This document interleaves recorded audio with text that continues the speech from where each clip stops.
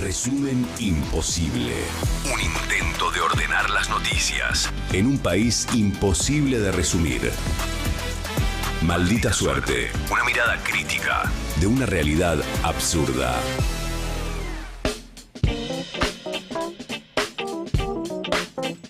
Y ahí va, 2:30 de la tarde exactamente, mientras ustedes van poniendo un like, un comentario, se suscriben al canal del Destape si es que todavía no lo hicieron, activan la campanita y todas esas cosas bonitas que hacen que este contenido se ofrezca cada vez a más gente, lo hacen que a nosotros nos ayuda muchísimo, claramente. Y vamos a estar hablando de Milei. Milei ya se está yendo para Mar del Plata porque llegó, picó acá después de Davos, bueno, hizo algunas cosillas y se va para Mar del Plata. Vamos a estar hablando del tema de los salarios, del tema de la reforma laboral. ¿Sale o no sale la reforma? Está difícil, Parece que está difícil. No parece que está difícil. Sí. Pero no quiero entusiasmarme con eso. Así que digamos que no, que seguro va a salir y que la van a aprobar, etcétera. Que nos sorprendan, chicos, que nos sorprendan. Decíamos el tema de los salarios que volvieron a perder contra la inflación, la actividad industrial. ¿Cómo empiezan a perder las grandes empresas argentinas? Atención que el señor Pablo Roca no está muy contento con lo que está pasando. Sí, igual parece que ya... Parece que aflojó, Parece que aflojó, que por ahí estaba choreando un poco, nos estaba choreando a todos un poco porque también. había mucho... Bueno, pero igual ya está, se supone que ya salió la licitación. No, la licitación ya salió, pero se viene otra licitación mucho más grande. Capaz que le bajó un poco, ¿no? Mucho más grande y parece que presentó una nueva oferta con 40% menos de precio. Bueno, como diría Patricia Bullrich, ¿no? El que ve una vaca no llora y después cuando ve la vaca llora. Llora la leche. Bueno, es el tipo de discusiones que tienen algunos argumentos, bastantes argumentos a favor los libertarios en ese tipo de cuestiones, digamos, de cómo se daban las licitaciones hasta ahora, cómo ganaba siempre Techín, cómo estaban medio maniadas para que gane Techín y cómo Techín le ofrecía el precio que se le cantaba al orto. Sí, de todas formas hay que ver, digamos, qué consecuencias puede llegar a traer eso. Ahora también lo vamos a analizar un poquitito, vamos a escuchar a la gente que sabe claramente. Así que si les parece, arranquemos con el like, que si es que no lo pusieron todavía, lo hacen, es momento de hacerlo. Vamos a hablar del viaje a Milei de Mar del Plata. 8:30 de la noche parece que llega Javier Milei ahí a caminar por la calle Güemes y Avellaneda en Mar del Plata para agradecer a sus votantes el resultado de la elección legislativa de octubre, ¿no? Parte de lo que La Libertad Avanza ha dado en llamar el Tour de la Gratitud, que es un nombre espantoso, la verdad, pero bueno, es así. El que tuiteó fue Sebastián Pareja, que parece que es el que está armando todo, claramente, La Libertad Avanza, provincia de Buenos Aires. El presidente. Claro, ahí, bueno, había puesto un tuit con una foto en donde se incluye él mismo, ¿no? Karina Milei, Javier Milei y el mismo Parejas, diciendo, bueno, que va a ir hoy ahí, y está convocando básicamente a la gente, dice, acércate a Güemes y Avellaneda a las 8:30 de la noche. Y después él mismo retuitea, digamos, ese posteo que se hace institucionalmente desde La Libertad Avanza, provincia de Buenos Aires, y dice, ya estamos en camino a Mar del Plata para recibir al presidente Milei, que está reescribiendo la historia de nuestro país. Bueno, trabajaremos incansablemente para que Argentina siga devolviendo libertades a cada ciudadano por muchos años más. La provincia de Buenos Aires no puede ser ajena a esa agenda de transformaciones. Vamos a hacer grande a la provincia también en esta idea de Make Argentina Great Again, ahora Make America Great Again y ahora Make Provincia de Buenos Aires Great Again. Chicos, que pega bárbaro. Sí, Mar del Plata, Make Mar del Plata. Great Again. Sí. Bueno, viaja con su hermana Karina. Ya lo decíamos, ahí va a estar ya esperándolo, lo acaba de contar el propio Sebastián Pareja. Sí, seguramente sea esas, como ya hemos visto varias veces, esos como visitas relámpago, que son como unas caminatas rápidas por un lugar donde hay alguna gente vivándolo, alguna otra seguramente también haya disfrutándolo, pero bueno, esas visitas rapiditas. Mañana tiene el evento de la derecha. El de la derecha Fest, claramente. Yo decía esto, hoy pensaba que si bien la ciudad de Mar del Plata fue un lugar donde realmente le fue muy bien a Javier Milei, hay que pensar que estamos en ya finales de enero, o sea, estamos en plena temporada, por lo que va a haber mucho turismo. O sea, hay mucho turismo. Y no sabemos a quién votó esa gente que está de turista en Mar del Plata. Por lo que, digo yo, es bastante arriesgado. Es bastante arriesgado. Por eso digo, para mí va a ser más en el estilo de ese, digamos, que hemos visto durante la campaña. Eso es visita relámpago, donde hay Un flash bomb. alguna gente que, obviamente, que están ahí, que son militantes, que están convocados, que lo están convocando pareja, qué sé yo, que lo van a avivar. Alguna otra gente que va a mirar de curioso y alguna otra gente que va a putear. Bueno, parece que ella misma lo confirmó. Va a hacer una parada en el teatro donde va a visitar a su expareja, Fátima Flores. ¿Esto es así? ¿Lo contó Fátima? Vamos a escucharla. Fátima, se viene una presencia clave porque has confirmado que el presidente te va a ir a ver a tu obra. ¿Qué nos puedes contar de eso? Sí. No, y la primicia Sí, que que le estamos- diste a Guido Sáfora el otro día de que se sube a cantar. Sí, Queremos saber. Ya lo queremos, a ver. Bueno, ustedes saben que sí, está confirmadísimo el martes 27 de enero, que se adelanta además la función, va a ser más Claro. temprano, va a ser las 21 horas o'clock en punto, porque él después se va a sus actividades. Entonces a las 21 horas arranca la función, que obviamente va a tener guiños especiales y va a tener, claro, porque ustedes saben mega que me gusta especial la mucho jugar función. me gusta mucho jugar con la actualidad, eso Claro. lo hago siempre, pero bueno, este martes también. Y con la sorpresa de que sobre el final del show le vamos a preguntar al público si tienen ganas de que el presidente cante. Ah. Así que seguramente la gente va a decir que sí, y ahí nos va a deleitar seguramente con un tema de su repertorio. ¿Y vos vas a cantar con él? La idea es que canten juntos. Si le va a preguntar a la gente si quiere que Ay, por favor, me causa Sí. mucha gracia eso. Sí, De que sí. Si la gente le dice que no, porque la verdad es que no canta bien Javier Milei. No es que uno tendría ganas, independientemente de lo ideológico, que tendría ganas de escuchar esa voz. Así que bueno, es que es bueno, difícil. pero están ahí. Me imagino que la todo gente van que a va a ver estar. ahí a Fátima le va a pedir que cante, obvio. Me imagino que sí, Obvio, imagino que obvio. sí, imagino Obvio, que y sí. si no va a poner Fátima, ya tiene todo preparado. Va a decir, la gente le va a pedir que cante, la gente va a decir que sí. Sí. Y bueno, y vamos a cantar juntos, sí. Así que va a haber gente que diga que cante Milei. Efectivamente, como contaba Fátima Flores, va a ir un poquito más temprano al teatro y después se va para la nueva edición de La Derecha Fest.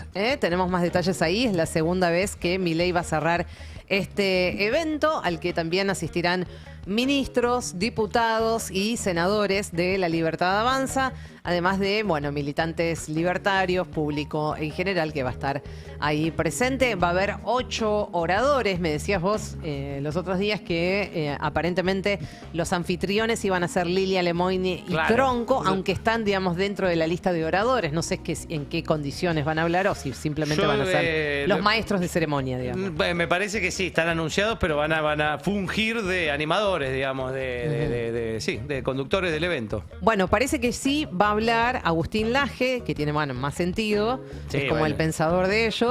Va a estar el ahora senador Guillermo Montenegro y también va a estar presente y forma parte de la lista de oradores Nicolás Márquez, también otro de sus grandes plumas, sus pensadores. Así que se viene La Derecha Fest, se viene también otro tramo más del Tour de la Gratitud de Milei que promete seguir. Nosotros lo contábamos los otros días. Hay idea de visitar por lo menos 2 provincias por mes el mes que viene, en febrero, la posibilidad ya prácticamente confirmada del 18 de febrero que esté en la provincia de Mendoza, y también existe la posibilidad de que esté de visita en La Rioja. Alguien decía que existe por ahí probablemente el hecho de que vaya a La Chaya, a la fiesta de La Chaya. No sé, eso sí que es más arriesgado porque no es un terreno, digamos, Conquistado, amigable, claro. para Javier Milei, así que yo lo pondría un poco más en duda, pero bueno, habrá que ver. Como están tan lanzadísimos, están mandadísimos, por ahí, ¿quién te dice que finalmente no lo hacen? Bueno, cambiamos de tema. Avanza la reforma laboral. Preguntábamos hace minutos nada más, ¿sale o no sale? ¿Se está complicando o está avanzando la recolección de apoyo, sobre todo de quien está a cargo de hacer lo que es Diego Santilli? Lo recibió en las últimas horas al rionegrino Alberto Beretilnec en la Casa Rosada. Que, bueno, de todas formas no suma demasiado a la discusión parlamentaria porque vamos a contar que no tiene representantes propios en ninguna de las dos cámaras, así que no suma demasiado, pero seguramente forma parte de los apoyos que institucionalmente pueden llegar a sumar para el oficialismo. Hay que decir que más allá de eso, Diego Santilli está colectando más apoyos y ahí hay varias discusiones en las diferentes provincias porque están haciendo algunos reclamos. Dentro de eso, ahí aparece esta foto que estamos viendo y que apareció durante el fin de semana, que es la de Puyaro y Yarlora, gobernador de Córdoba, gobernador santafesino, que se mostraron juntos.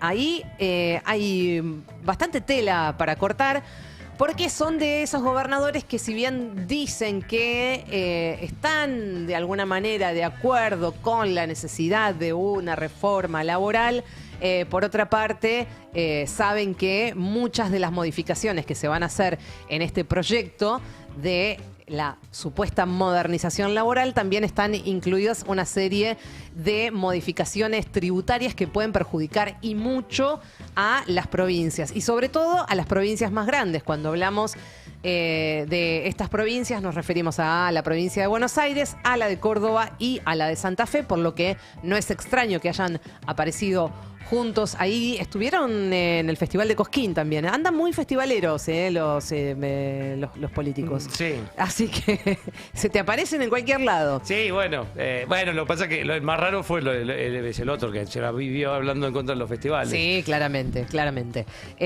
Cuando estuvo en Jesús María, sí, Milei. Claro. Bueno, así que vamos a ver cómo sigue la historia. Por ahora no están mostrando demasiadas las cartas Yarlora y Puyaro. Decíamos que sí, se juntó con Beretilnec Santilli, no suma demasiado. Por ahora, por el momento, Leandro Esdero, Alfredo Cornejo, Marcelo Rego, Gustavo Sáenz y Rogelio Frigerio son los gobernadores que ya manifestaron que van a acompañar el proyecto. Frigerio incluso expresó un apoyo contundente. De todas formas, Frigerio es otro de los que, por ejemplo, no tiene ningún representante directo en el Senado. O sea que no le va a sumar nada ese apoyo, por lo menos en esta primera etapa. Recordamos que el proyecto de ley ingresa por el Senado. En el Senado, digamos, representantes de Entre Ríos, hay dos bancas que pertenecen a la Libertad Avanza, porque finalmente le dejaron armar la lista cuando fueron las elecciones. Claro. Y Frigerio no pudo poner nada. Así que esos dos senadores que están ahí sentados en esas bancas pertenecen a las filas de la Libertad Avanza. O sea que ya están contados como dentro del oficialismo, y la otra banca, de la tercera banca, es del Partido Justicialista. Siguiendo con el tema de la reforma laboral, vamos a ver qué fue lo que dijo hoy Jorge Sola. Volvió a hablar, es uno de los secretarios generales de la CGT, que advirtió sobre la reforma laboral que impulsa el gobierno y llamó a senadores y diputados a frenar el proyecto. Para nosotros eso no tiene nada que ver respecto de una modernización. Es más, ataca la única ley que se acerca más o menos a lo que se podría llamar actualización legal de los modos de trabajo, que es la ley de teletrabajo. Esa ley la deroga. ¿Por qué lo hace? Bueno, no tenemos respuesta. Y además esto está armado desde bufetes de abogados, que no son los de las pequeñas y medianas empresas, seguro, sí los de los grandes grupos económicos. Pero no lo digo así como una manera, si quiere, ideológica. No, está efectivamente armado ese criterio. De hecho, los que menos van a terminar aportando van a ser precisamente los empleadores con mayor cantidad de carga de trabajo, es decir, con mayor cantidad de trabajadores. Así que nuestra mirada es de oposición. Hay algunas cosas que por supuesto, tienen sesgo ideológico. Es el ataque a la representación de los trabajadores, y otras tienen sesgo económico, que es el baja de aportes, la quita de contribuciones fiscales en el caso de las sociedades que quitan la ganancia. Bueno, es una búsqueda que va para otro lado, no para el bienestar de los trabajadores y mucho menos, vuelvo a insistir, para la... Bueno, ahí estaremos viendo que otros de los actores dentro, digamos, de este berenjenal que es el tema de la reforma laboral y que también están insistiendo con los gobernadores. Hay que decir que también incluso tuvieron algunas reuniones con quienes se sacaron la foto y veíamos recién tanto con Yarlora como con Puyaro. Están tratando de presionar ahí los diferentes integrantes de la CGT, de la Central Obrera y otros gremios también que están yendo por los gobernadores para que también puedan tener algún tipo de incidencia a la hora de levantar la mano. Lo que dicen por ahora es que la cosa no está fácil y si quieren ponerlo o resumirlo en una línea, lo que dicen tanto opositores como algunos oficialistas es así como está, sobre todo con el artículo famoso 191, que le saca mucha guita de la coparticipación a los gobernadores, así como está el proyecto de ley, por más dictamen que haya tenido, no sale. Mirá. Vamos a ver qué voluntad de modificar algo tiene el oficialismo para que empiecen a sumar algunas manos levantadas en el Senado, porque por ahora los números no están dando. Vamos a ver qué es lo que pasa. Por otra parte, hay quienes son mucho más, son más oficialistas que Milei y que te dicen, no, esto sale, esto, ¿sabes cómo sale? Sale caminando. Bueno. Sí, hay que ver, digamos, ya después de lo del presupuesto, que claro, también hay que tener en cuenta que para mí el gobierno debe tener noción de que no es una ley que cambie mucho las cosas. O sea, más allá de lo que declame, digamos, que no va a cambiar el mercado laboral realmente, que está estallado. Así que yo creo que tiene margen para ceder, digamos, no es algo sustancial. Con el presupuesto ya demostró que le importa más mostrar que está haciendo la tarea. Sí. Que, o sea, esta ley la quieren aprobar más para mostrarle al FMI que la sanciona que para sancionarla, para mí. Digamos. Sí. Entonces tiene margen para ceder. Bueno, vamos a ver si finalmente es así y si no se encapricha como su mentor, digamos, su ídolo, que es el señor Donald Trump, Sí. ¿no? Vamos a hablar de otras cuestiones. Los salarios privados, lamentablemente, volvieron a perder contra la inflación, para sorpresa de nadie, probablemente. En noviembre del 2025, el índice de salarios se incrementó apenas un 1,8% mensual. Ese es un gráfico que suele subir y que suele entregarnos Martín Barrionuevo, que hace unos gráficos bárbaros, unas estadísticas bárbaras y que se pueden leer muy fácilmente. Para los que están ahí en YouTube, bueno, la línea celeste es el trabajo registrado, privado. Después el rojo es el público registrado. Después está, digamos, el promedio de registrados. Y luego el no registrado en verde. Bueno, Sí. Lo que se ve es una pérdida, digamos, pérdida salarial de todo tipo. La verde, después vamos a escucharlo. Hoy hablábamos con Luis Campos de la CTA. Nos decía que él ni siquiera lo toma como registro. El tema de los no registrados. Sí, bueno, se hace a partir de una encuesta. Sí, igual... pero él hablaba de la encuesta de permanente de hogares y que evidentemente, digamos, tiene otro tipo de forma de implementarse. A partir de hace algún tiempo, digamos, se modificó esa encuesta que se hace, y lo que decía Luis Campos hoy es, si nos fijáramos en los resultados de esa encuesta permanente de hogares, incluso los registrados te dicen que aumentó su salario. O sea, hay algo que no funciona ahí. Sí, entonces. igual se volvió a modificar ahora Sí. con la última modificación de todas las canastas, que va a ser a partir de este mes. Yo lo venía siguiendo porque a mí yo no sé nada, obviamente no tengo ni a los tobillos de Campos, que sigue estos temas de laburo en serio, pero yo simplemente por ver la difusión del INDEC de cada mes, venía viendo que esa curva verde, que es lo que se ve ahí, Sí. que era una locura lo que subía los salarios no registrados, que era algo que no pasaba antes. Igual, pasó durante este gobierno, y lo fui a chequear hoy porque estaba con eso, con el tema. Desde julio del 24 todos los meses había subido muy por encima de la inflación y muy por encima del resto de los salarios. Incluso de los registrados. Pero muy por encima, tipo a un nivel de que los registrados subían 2,5 y los informales subían 8%. Sí, sí. Una locura, que era lo que empujaba también el promedio para arriba. Y por eso decían que los salarios le ganaban a la inflación. Exactamente.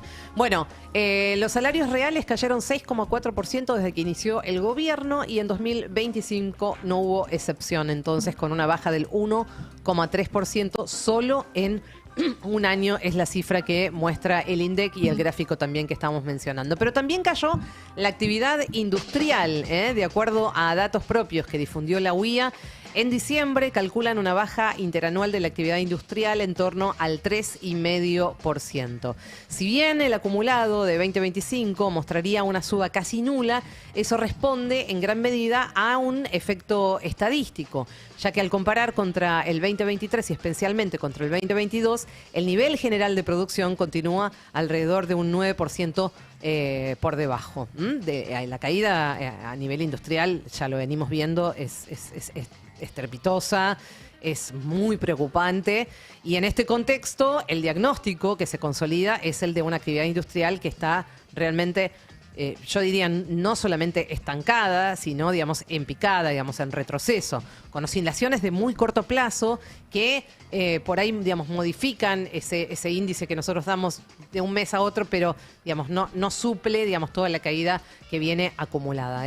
No puede llegar a transformarse en una recuperación sostenida. Mientras tanto, es oficial el aumento del 2% para estatales y un bono de 50.000 pesos por única vez, un decreto que salió publicado hoy en el boletín oficial con las firmas de Adorni y de Petovelo, que avala UPCN, pero que ATE rechaza, ¿no? Y denuncia que se está consolidando una quita, digamos, del salario a los trabajadores, a los trabajadores del Estado Nacional que han tenido una pérdida exorbitante, ¿no? Ahí lo veíamos hace un ratito, justamente ese cuadro que publicaba hoy en sus redes sociales Martín Barrio Nuevo, que la cifra más escandalosa y la línea, digamos, que más hacia la baja va es justamente la de los trabajadores del Estado, de los trabajadores estatales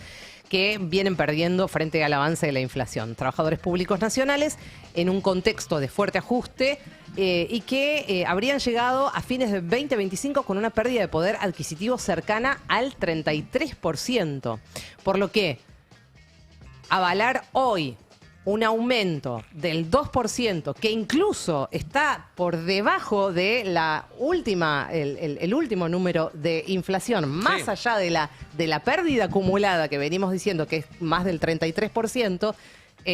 Todos los últimos números de inflación, porque por lo general se calcula sobre el mes anterior, pero el anterior fue 2,5 y el anterior fue 2,5 también. Exactamente, o sea, no hay forma, digamos, que se pueda convalidar una paritaria a la baja como la que está imponiendo hoy el Estado, ¿no? Sin paritaria, además, porque no existe la paritaria. Sí, no. Es por decreto. Y aparte con eso es lo que venías diciendo, con el sablazo que tuvieron los estatales durante estos 2 años y pico. Es impresionante. Bueno, todos estos números que estamos mencionando también hacen al contexto, digamos, de la economía, digamos, de lo que se viene hablando. Por eso también hablábamos de cómo se empieza a prender una alarma, más allá de que lo que dice Gera es verdad, que evidentemente Paolo Roca con Techin estaba, digamos, licitando en algunos aspectos, digamos, muy por encima de lo que otros oferentes lo estaban haciendo. Empiezan a prenderse algunas alarmas por lo que acaba de pasar, ¿no? Una empresa india que le birló el negocio a Techin, ¿no? Se trata de un conglomerado que se llama Wellspun, que se quedó con la provisión de caños para un gasoducto clave en Vaca Muerta. La oferta ganadora fue de $200 millones, un 40% menos de lo que pedía Paolo Roca.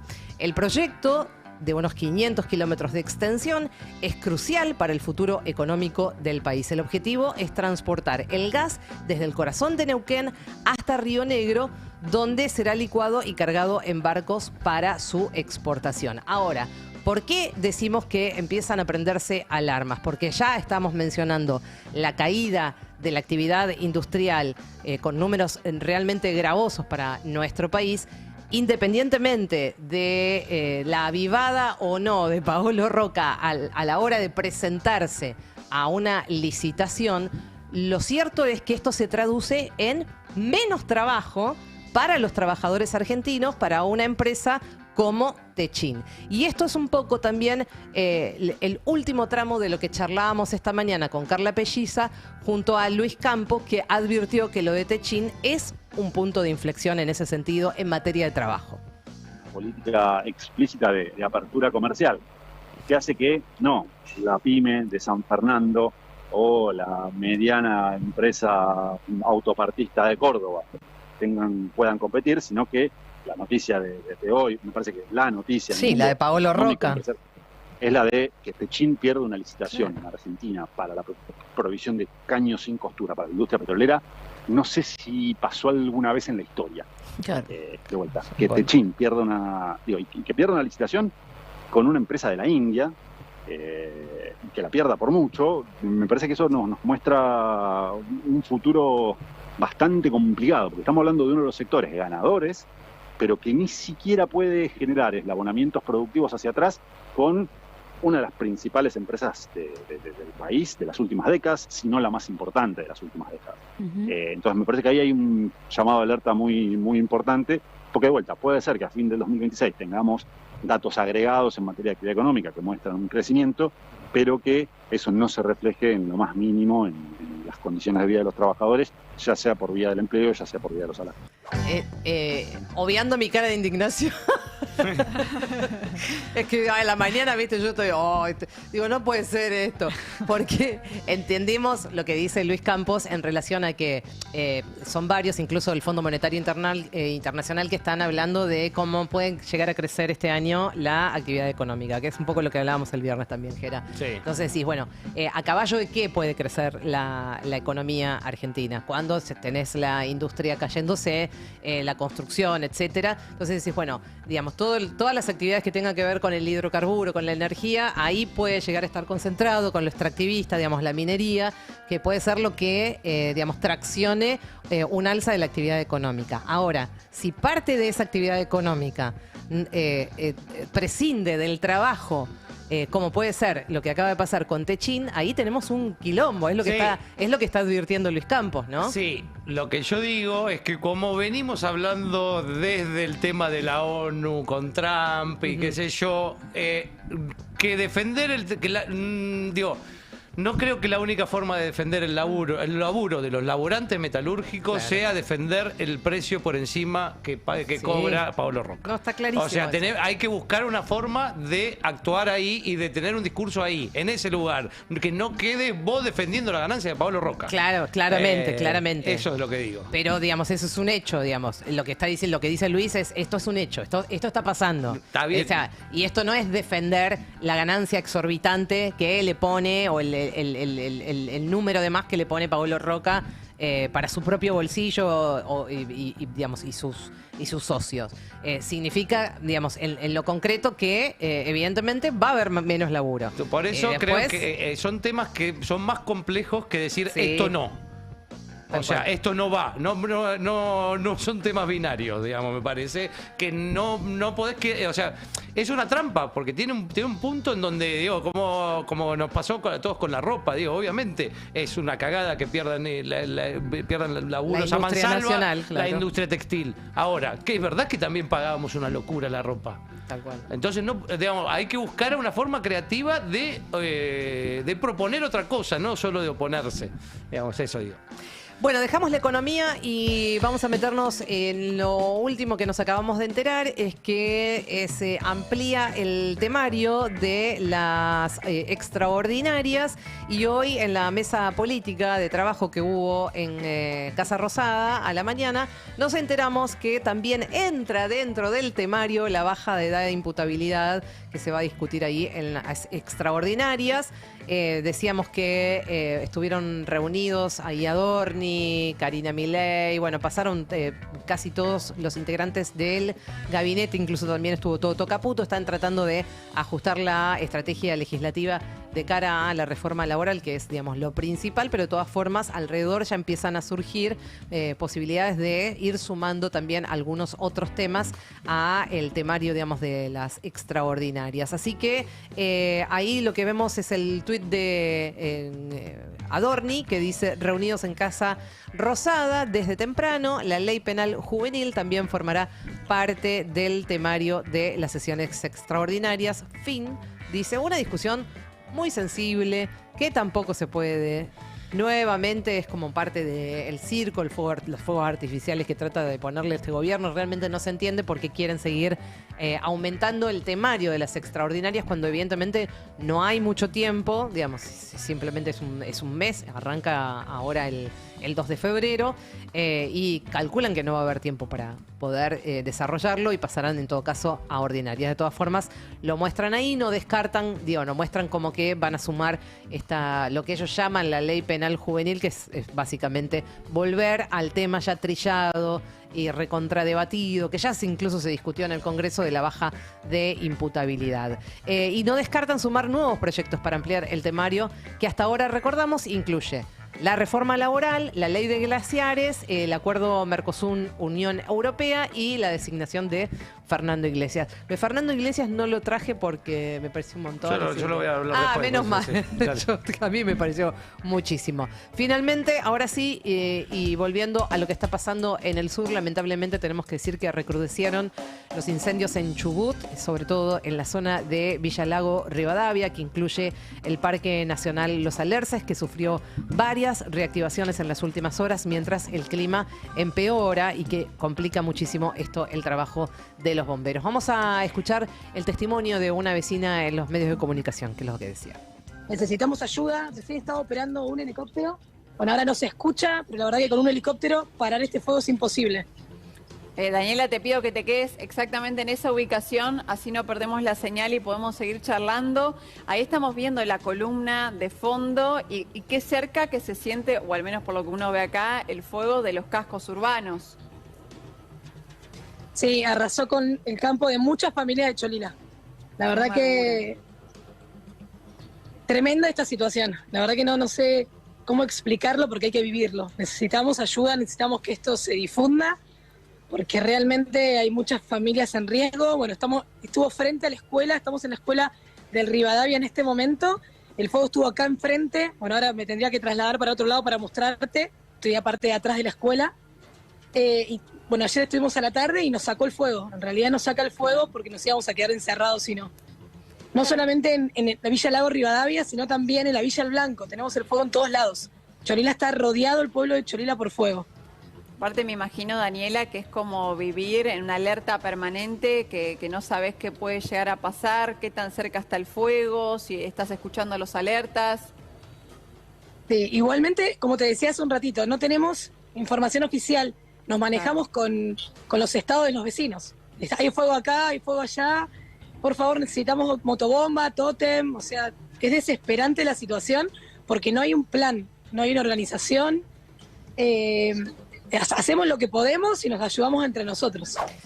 Bueno, la verdad es desesperante. Queríamos dejar el testimonio de esta vecina que le dio ayer a C5N porque el fuego está descontrolado nuevamente con, además, el agravante que probablemente, como lo decíamos el viernes pasado, se había adelantado demasiado el gobernador de Chubut Ignacio Torres en decir que ya estaba controlado. Evidentemente no solamente no está controlado, sino que el testimonio de los vecinos es la soledad que sienten, están desguarecidos porque además no tienen información concreta oficial acerca de qué hacer y qué no hacer. Y a propósito de esto, vamos a ver las imágenes de lo que ocurría ayer mismo también en Esquel con una manifestación. Hay que decir, Esquel es un pueblo, digamos, chiquito, que ocurren estas manifestaciones que son realmente de mucha gente. Habla del estado de situación, claro, ¿no?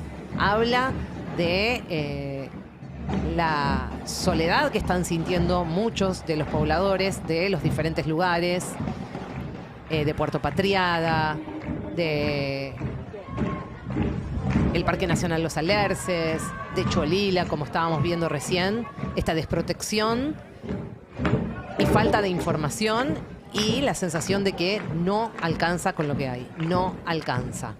Así que ahí estamos escuchando también los sonidos de todo este pueblo de Esquel en la calle pidiéndole al gobernador Torres y al presidente Milei que de una vez por todas se pongan los pantalones largos y que ayuden a apagar este fuego. Van 50 días de incendios que ya fue confirmado son en algunos casos, no en todos, pero en algunos casos intencionales. Hasta acá la información de nuestro país, pero también está pasando muchísimo, de todo diría yo, en el mundo, Ori. Y hoy vamos a viajar a Estados Unidos y nos vamos a detener en Estados Unidos, donde los agentes del Servicio de Inmigración y Control de Aduanas de ese país asesinaron el sábado. Asesinaron a tiros a un segundo manifestante en Minneapolis. Se trata ahora de Alex Jeffrey Pretty, un enfermero de 37 años de edad que trabajaba, Gaby, en la unidad de cuidados intensivos del Hospital de Veteranos de la ciudad. Alex participaba en las protestas contra lo que ya todos a nivel internacional conocemos por su sigla, que es el ICE. Recibió varios tiros a quemarropa cuando ya estaba en el piso y no representaba para los agentes ningún tipo de amenaza. Una ejecución, de eso estamos hablando. La misma dinámica de violencia y de impunidad es la que terminó con la vida de Renee Wood unos días atrás, ejecutada a ella en su auto de 3 tiros en la cabeza. Ella también tenía 37 años de edad y era mamá. Se repite la misma dinámica en el uso de la violencia ya desde hace varias semanas, pero con una escalada dramática en el transcurso de los últimos días. Y también se repite, ¿sabes qué? La misma dinámica en el relato oficial. Sí. Las autoridades, la justificación, absolutamente, siempre culpan a las víctimas. Las presentan como violentos, las presentan como enemigos internos, como terroristas domésticos, sin importar la realidad. Esto ocurre incluso, y eso habla del nivel de impunidad que están manejando, cuando los hechos quedan grabados en imágenes. En ambos casos, esos 2 casos que acabo de nombrar, los asesinatos, las ejecuciones fueron grabadas por testigo y las imágenes no dejan lugar a dudas sobre las circunstancias en que ciudadanos comunes están siendo abatidos por ningún otro motivo que por ser considerados un estorbo. Un estorbo, digo, al proyecto de sociedad autoritario que está implementando Donald Trump y todo su equipo. Ahora les vamos a compartir un video que lo muestra uno de los brazos ejecutores de esa política, un hombre llamado Greg Bovino, que es jefe de la patrulla fronteriza.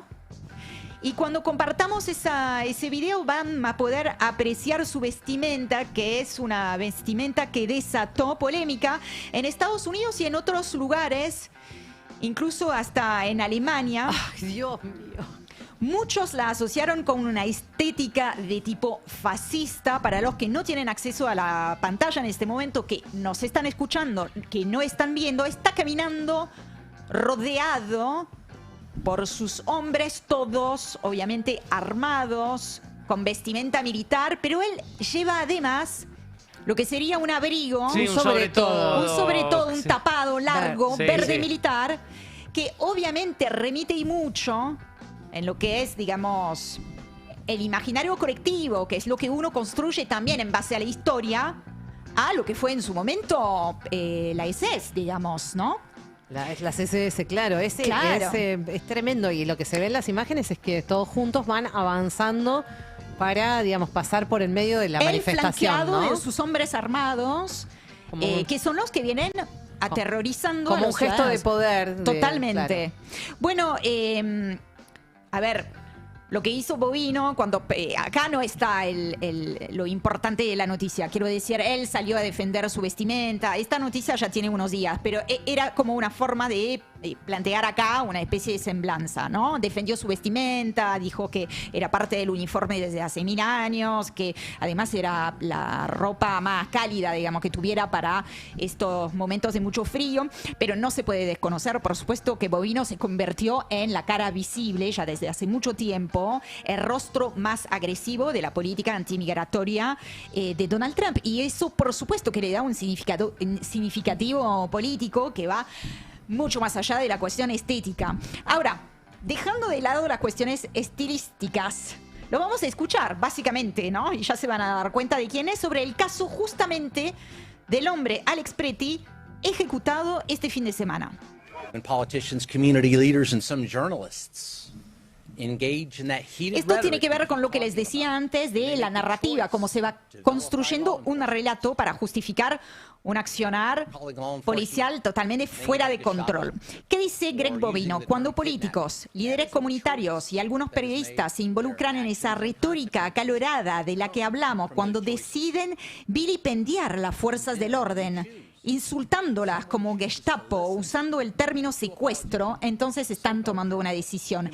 Esas decisiones, dijo él, that spouted tienen that type consecuencias. qualification towards law enforcement or anything else. When you choose Y to luego, listen to that, cuando alguien decide escuchar esto, a un político, a un supuesto periodista, a un líder comunitario que profiere ese tipo de difamación contra fuerzas del orden o cualquier otra persona, es una decisión que también tiene consecuencias. Lo ejecutaron y lo acusaron de ser responsable de su propio asesinato, con el cuerpo de la víctima todavía caliente. Hace unos días, agentes del ICE justamente usaron, y lo hemos mencionado muy al pasar, Gaby, la semana pasada usaron a un niño de 5 años de edad como carnada para detener a su padre. Bueno, un periodista le preguntó al mismo Bovino si eso le generaba algún tipo de conflicto moral o ético, el hecho de detener a un niño de 5 años, bastante atinada, bastante lógica, digamos, la pregunta, bien, ¿no? bien. Él le respondió: no tengo ningún reparo en hacer de Estados Unidos un lugar más seguro. Como si efectivamente detener a un nene de 5 años hiciera más seguro Bueno, claro. a Estados Unidos. Bien Bueno, sabido, bueno, ¿no? Sí, bueno. ¿Qué nene? Depende de qué nene de 5 años. Pero ahí hay una lógica en la realidad que estamos viendo en Estados Unidos. Pero, amigos, la misma lógica rige cuando pensamos en la Franja de Gaza. Digo, este es el momento en el que estamos. Para los que creen que son escenarios distintos, ojo, son las mismas dinámicas en el relato. Para los niños en Gaza nos dijeron que eran terroristas, más de 20.000 asesinados. Bueno, ¿por qué no arrestar a uno, no? Y hacer que el país sea más seguro. Yo creo que hay que poder ver que hay una trama entre todo esto, porque el gobierno estadounidense está financiando en genocidio y está recibiendo un prófugo de la justicia en la Casa Blanca. Digo, no podemos tampoco ignorar y decir, bueno, acá es un problema de Estados Unidos, acá es un problema del gobierno de Netanyahu. Acá no son compartimentadas las noticias. No son hay un entramado que evidentemente hay que empezar a tejer. Hay que empezar a verlo, diga. Y eso hace que estamos todos expuestos. Que es peligroso no solamente para los yanquis, es peligroso también acá para nosotros. Los agentes del ICE entonces claramente venimos trayendo muchas noticias de Estados Unidos, los agentes del ICE actúan como si estuvieran por encima de la ley. Les quiero decir que desde la Casa Blanca les dan razones para sentirse así. Lo vamos a escuchar a modo de ejemplo a Stephen Miller, que es uno de los hombres más influyentes del círculo cercano a Donald Trump, asesor de política interna, y decía lo siguiente. To all ICE officers, you have federal immunity in the conduct of your duties. And anybody who lays a hand on you or tries to stop you or tries to Una de las obstruct voces también you más is committing radicales, a felony. si es que se puede marcar algún tipo de diferencia dentro de la administración de Donald Trump, porque ya pasaron a ser todos radicales, ¿no? Pero acá diciendo unos días atrás en una entrevista con el medio estadounidense Fox, a todos los agentes del ICE, él dirigiéndose, ¿no?, a los agentes migratorios, tienen, escuchen esto, inmunidad federal en el desempeño de sus funciones.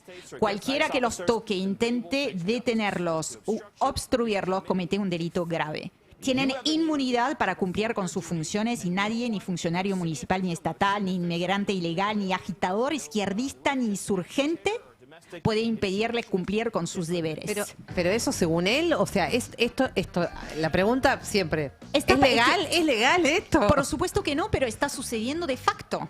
Está sucediendo de facto. Después de ese mensaje no se podía esperar, por supuesto, otra cosa que más violencia. Después de ese mensaje, ¿no? No se podía esperar otra cosa que asesinatos a sangre fría, porque de esto estamos hablando. No hay que ponerle eufemismos a situaciones de ese nivel de gravedad. Y después también, remontemos apenitas en el tiempo. Después de que Donald Trump promoviera una insurrección contra el orden democrático al final de su primera gestión, tampoco se podía esperar otra cosa. Claro. Empecemos ahí, digamos, la toma del Capitolio. La misma persona responsable por actos de insurrección contra las instituciones y el orden constitucional y la democracia está hoy de nuevo en la Casa Blanca. Un poco lo decía, creo que no sé si había sido el propio Gavin Newsom que decía algo así. O sea, que Por se puede supuesto. esperar de si hemos dejado libre al tipo que digamos, incitó a un montón de gente a tomar el Capitolio, donde hubo muertes además. Claro, y que Donald Trump ahora liberó.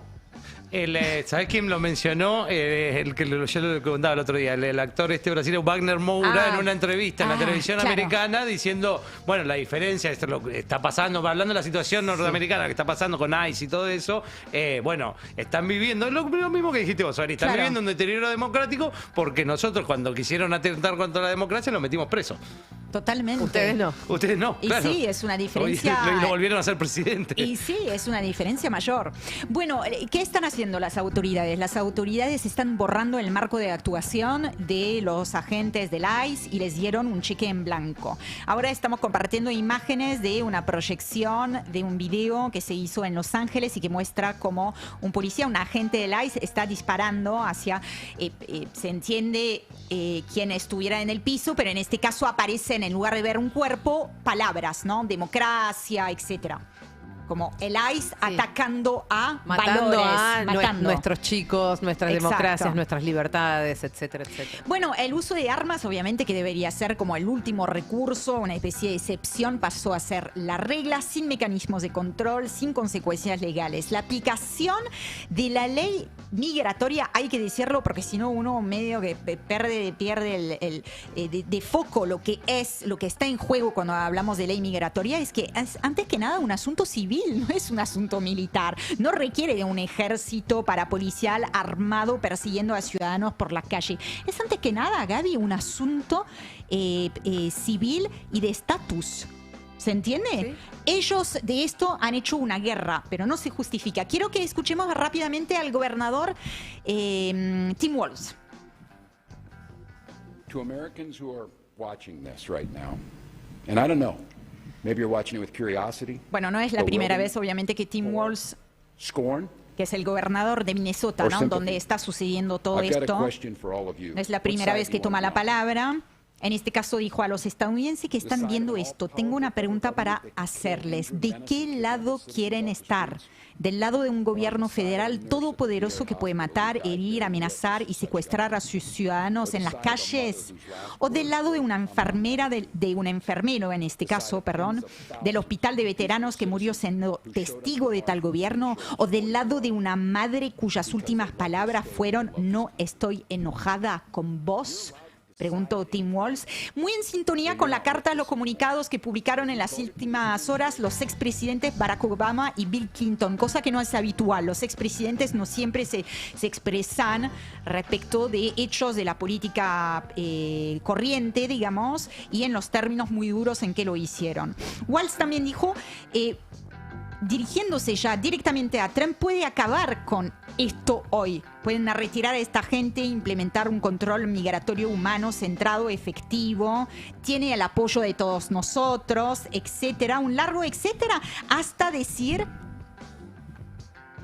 tenemos niños en Minnesota escondidos en sus casas, con miedo de salir, miedo a salir a la calle. Muchos crecimos, él dijo, cito textualmente, leyendo la historia de Ana Frank. Alguien va a escribir esa historia infantil sobre Minnesota y hay una persona que puede acabar con esto ahora, le dijo al presidente. Bueno, en paralelo, Walz, el gobernador del estado de Minnesota, anunció el despliegue de la Guardia Nacional para tratar de contener esa situación. O sea que estamos hablando de varios cuerpos de seguridad que podrían en algunas circunstancias encontrarse enfrentados. Digo, el ICE, patrulla fronteriza, pero Guardia Nacional, digo, empieza a ser es lo que venimos complejo. advirtiendo y que los especialistas también lo vienen diciendo. Esto puede tener una deriva mucho más sangrienta si estamos a las puertas de una guerra civil. Por lo menos, digamos, en este lugar, en Minnesota, que es la ciudad más importante, en Minneapolis, que es la ciudad más importante de Minnesota, está empezando a preocupar mucho cómo puede resultar ese choque entre las fuerzas locales y el ICE. Claro, federales. Y de hecho han circulado en los últimos días imágenes, por ahora puntuales, pero de algunos ciudadanos yanqui que agarran las armas para patrullar sus barrios en defensa de sus vecinos y contra los agentes del ICE. Esto también empieza a conformar un escenario muy complejo. Este muchacho estaba, el que asesinaron estaba armado, tenía su arma. Bueno, vos lo mostraste ahí, que incluso se ven los videos después en el análisis que lo desarman antes de dispararle, Exacto. cosa que no tiene ningún sentido. Y lo tenía legalmente. Pero él, claro, pero era parte de esa gente que patrulla armada, él tenía una posesión legal, cosa que defienden todos los trampistas, la derecha de acá, que la gente pueda tener armas con posesión legal. Digo, no tiene ningún sentido decirle terrorista por eso. No, además no desenfundó el arma, digamos, ¿no? Pero está claro que era parte también de esto de lo que estás hablando. Es que en Estados Unidos la gente tiene un acceso casi total, muy de hecho protegido por los republicanos, pero también por los demócratas, tampoco se pueden hacer los boludos con el tema, que permite que cualquiera tenga acceso a armas. Entonces uno no sabe nunca cómo podría terminar. Ya sí, ultimísima línea, les quiero decir... Perdón, y una cosa, Ori, que también empieza a pasar en una ciudad tan importante como lo es Minneapolis, es, digamos, la consecuencia económica que está teniendo, porque mucha gente no está yendo a trabajar, muchos migrantes, que aunque tengan los papeles en regla, no alcanza eso, evidentemente, y no están yendo a presentarse a sus trabajos. Claro. Hay gente que no se está... Ayer escuchaba a una médica que decía que eso también no están... Las mujeres embarazadas, migrantes, no están yendo a sus controles porque tienen miedo. Incluso en situación legal, que no es que acá estemos marcando una diferencia, a nadie se le puede tratar de esa manera, pero obviamente hay un sesgo racial muy fuerte en esa política. De hecho, algunos hacen análisis que son levemente o complementarios a lo que estamos hablando acá y que dicen, Donald Trump no va contra los inmigrantes, va contra una cuestión de recambio racial en la sociedad estadounidense. Y lo dicen apoyado también en todas sus declaraciones, que son un montón respecto de la cuestión racial y la dimensión racial de su política y cómo debería ser ese Estados Unidos, ¿no? Con el que está soñando. Ha dicho 1000 veces, ¿por qué no vienen los noruegos o los daneses? Eso. En lugar de tener a esa gente acá cito de mierda como los que vienen de Somalia, bueno, ¿no? Feos, como les dijo los venezolanos también, feos. Sí, igual también digo, creo que es parte de la complicación que está teniendo en su imagen y demás, que digamos, estos dos casos que estamos viendo son dos americanos blancos que hace al asunto, ¿no? Totalmente, absolutamente, que le da otra repercusión, claro. Diario francés Libération publicó hoy de una investigación, un manual del Departamento de Guerra de Estados Unidos de 1945. Ese manual, el diario francés, ¿no? Libération, después de una investigación, ese manual explicaba cómo podía instalarse el fascismo en Estados Unidos, en el contexto que entendemos todos cuál era, ¿no? El texto advertía que no llegaría como una dictadura clásica. El fascismo, decía el manual, llegaría envuelto en superpatriotismo. El régimen usaría la bandera como escudo político. Los líderes romperían la unidad nacional con campañas contra minorías. El poder cortaría la cooperación internacional. El discurso dividiría al país entre los nuestros y los enemigos. El gobierno llamaría comunista a todo el que no acompañe. Y Liberación, en su análisis, sostiene que esa secuencia hoy aparece casi calcada, ¿no? Con lo que está sucediendo en la retórica de Donald Trump. La advertencia en 1945 no describía el pasado, la advertencia describía un método. ¿Aparece el QR en pantalla? Seguí el Destape en todas las plataformas. Escanea el QR, hace clic en el botón que te aparece y listo, ya nos vas a tener como medio favorito en tu celular. Tené al Destape en tu celular todo el día y entérate de todo. Maldita suerte. De 14 a 17 horas en El Destape 1070.